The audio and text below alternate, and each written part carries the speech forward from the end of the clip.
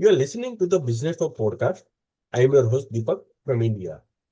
We are pleased to welcome Dr. Lindsey Cameron, Assistant Professor of Management, and Dorinda and Mark Winkelman, Distinguished Faculty Scholar at the Wharton School, University of Pennsylvania, as our distinguished guest on today's podcast.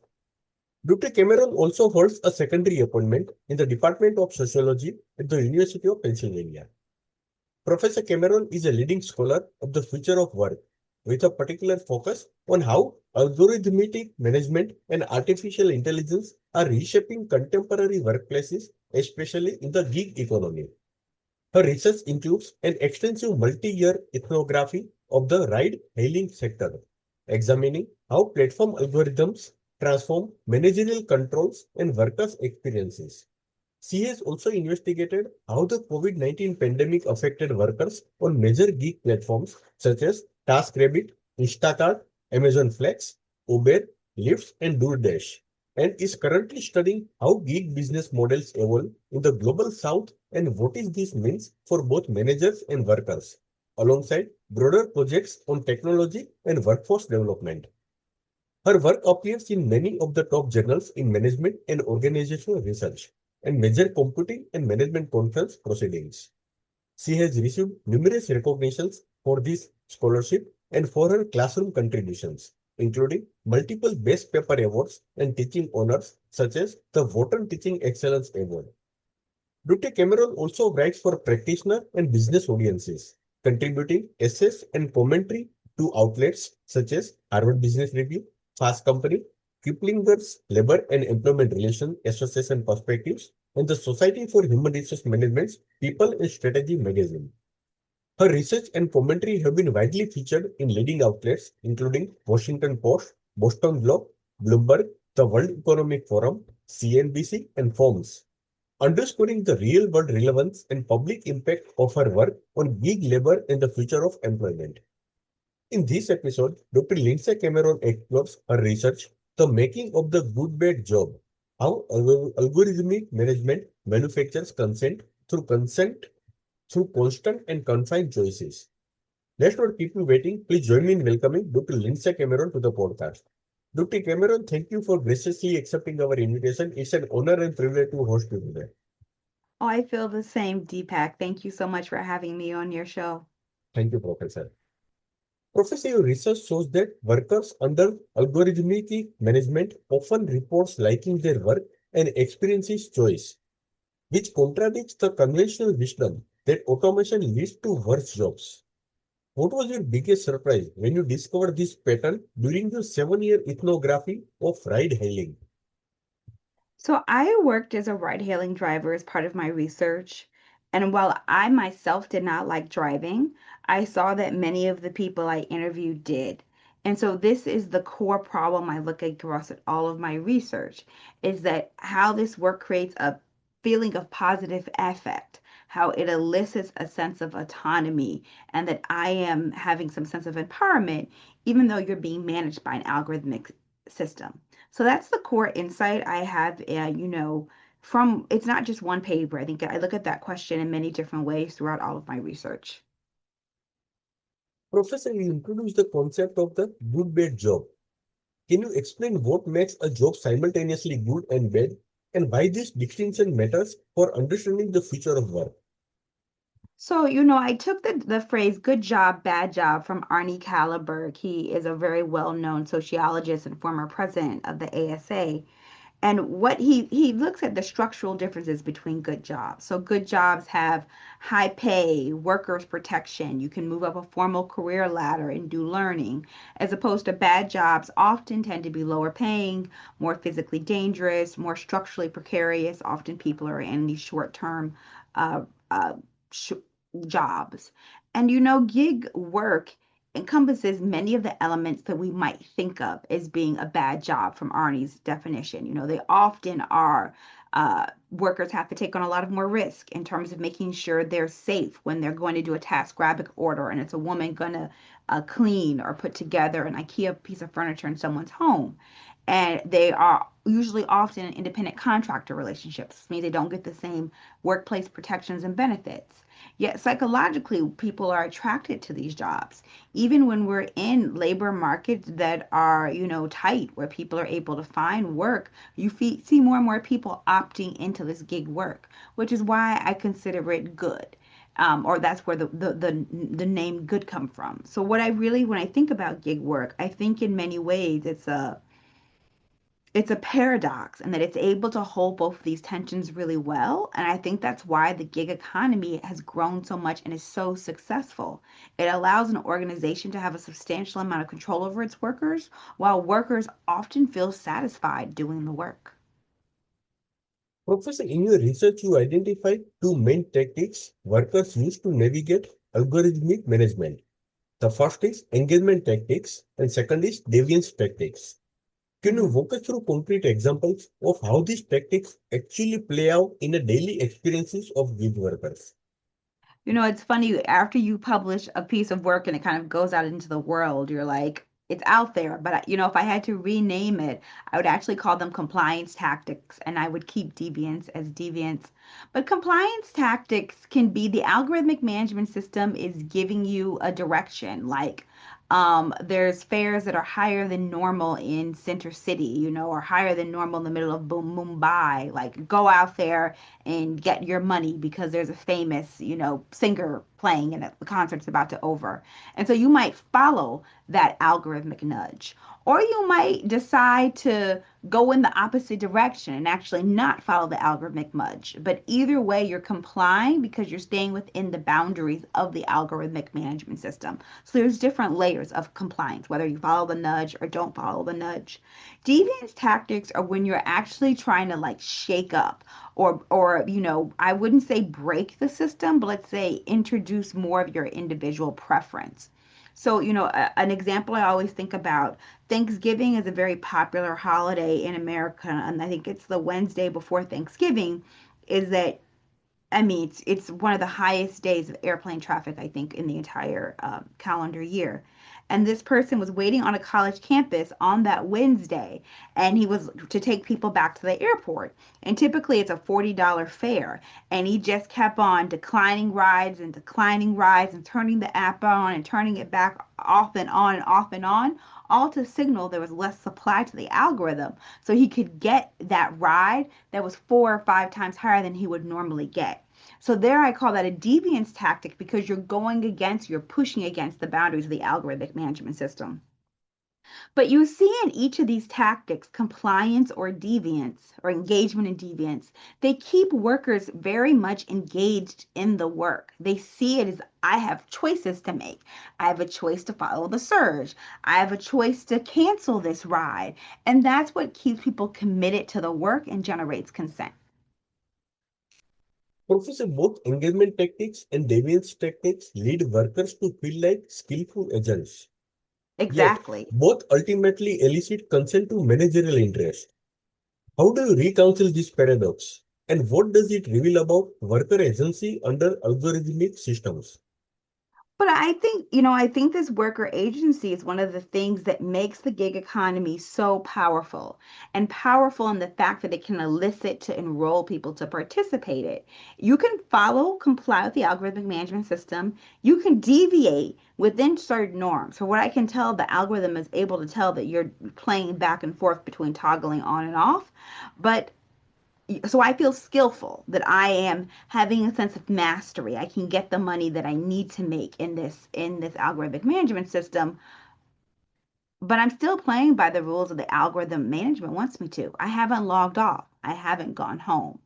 And so this is back to the idea about why I find the gig economy so masterful, powerful in the way that it's designed to see listening these ideas of skill and agency while, firmly making sure that workers are doing what they want, the workers are doing what you want them to do, which is stay online and accept orders.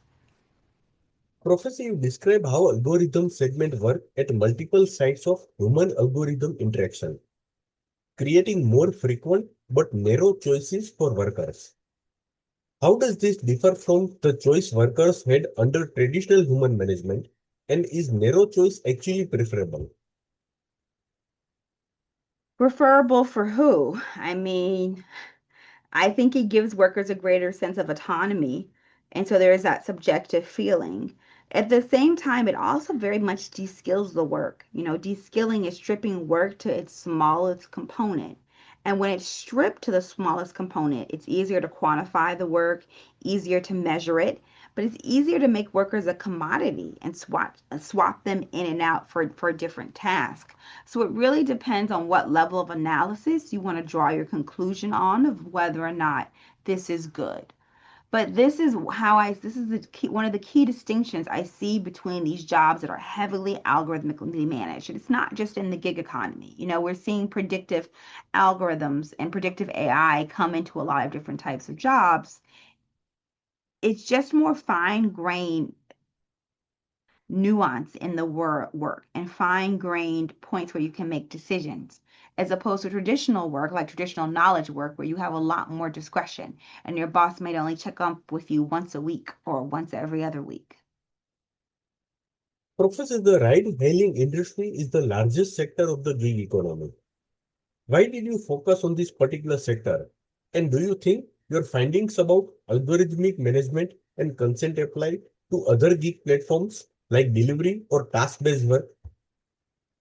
So qualitative research is about how can you find what's considered an extreme case, an example where you can see the most unique, the most extreme variation of some sort of whatever your phenomenon is of interest. And by looking at this outlier case, you can actually make theory that's generalizable for the whole. So there's a paper I love by Doug Creed who looks at identity change in the midst of institutional change and interviews Episcopalian priests who are gay or LGBT. And he has a very small sample size. He might only have 12 people, but he's able to go really, really deep because that sample matches that question and he's able to get a lot of richness for the data. So, earlier you talked about me doing a 7-year study and why I chose ride hailing, in part because it's the largest sector, in part I spent a lot of time there. That allows me to make rich conclusions that are generalizable. Now you're asking, is it generalizable to other parts of the gig economy? So I had a recent research and organizational behavior come out in which I put gig economy platforms in three buckets. Open labor platforms, which are like Upwork or TaskRabbit, where the consumer has more discretion about who they're going to pick. Then there are closed labor platforms, which would be Uber, um, Didi, Ola in India, Swiggy, all things where the algorithm is sort of in, even possibly Flipkart, where the algorithm is sort of making the decisions about who you're going to get assigned to in the rating.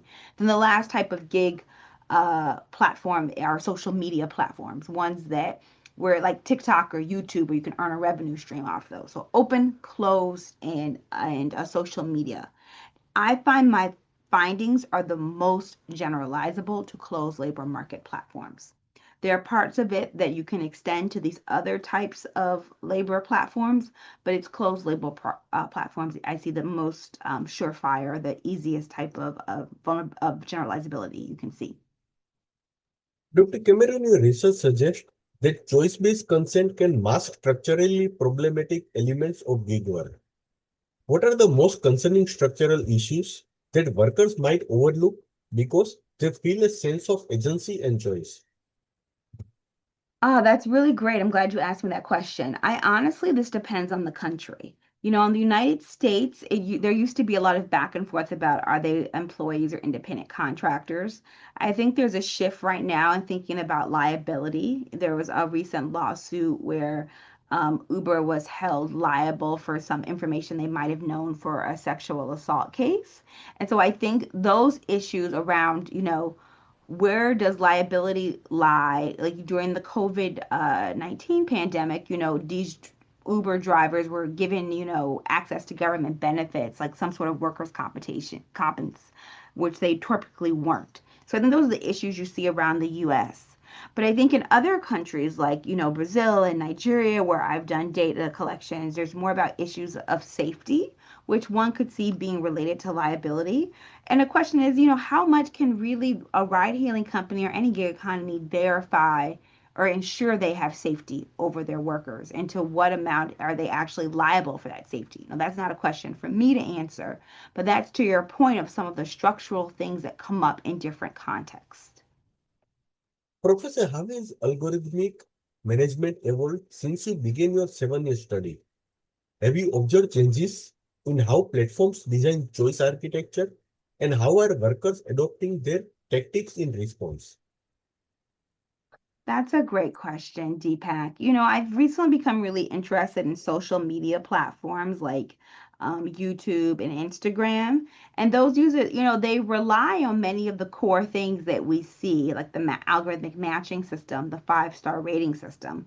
The 5-star rating system isn't actually unique to Uber. That came from eBay, 10, 20 years before that. But those are some of the new things that I'm seeing. I also see that individuals are becoming much more sophisticated in terms of their deviant tactics, purchasing bots that can go and help them get the assignments or the tasks they really want to. But as much as, workers will show ingenuity and agency, I think the organization will come up with a new way to sort of counter and have some control. And then workers will, again, assert time to have agency. So it's just going to be a continual back and forth. Professor, what are the implications of your findings for policymakers and labor regulators who are grappling with how to protect gig workers while allowing platform flexibility? A lot of people, and by people I mean in cases, people have used it to talk about control, and not control in the form of an employment standpoint, because I don't have any comments on, legally, how do you think about control, but ways of which the algorithmic management system steps in as a manager. So I more see my research as like more like a foundational piece of work, or what we would call basic science, that other people can use and think about what does it matter in form of the legal or policy domain. But at the end of the day, I really hope my research shows there's a fair amount of nuance. The algorithm is not some despot that's out to you know harm people, like at least on the individual level it looks like. But there are systematic problems that are structural problems that do show up time and again across these systems. And at the same time, I hope my findings can shed light on why people might like this work, even while there are all these structural elements that are problematic with it. Professor, I would like to conclude this episode with one last question. Looking ahead, what would constitute a genuinely good job in the gig economy, one that doesn't rely on manufacturing consent through constrained choice? And is it even possible within current platform business models? I think it depends on the type of platform. I think with platforms like a closed labor market platform, like say DoorDash or Uber, it's much harder, particularly when they're owned by a company that is profit seeking, that has pressure from their investors to give a certain, 10x or 100x return. And I talk about this a bit in a recent Platform and Societies article I wrote for with Moore Wagler about, the title is From Amway to Uber, a genealogy of sponsored entrepreneurship. So I would say it's harder for certain platforms, but then there are platforms like Upwork, which are open labor market platforms, which are much closer to a bulletin board. I say, this is my skill, this is my price rate, and really the platform is much more of a neutral, not fully neutral, because they do control, they take a cut of each rate of each amount, and they shape, what jobs are presented to potential consumers.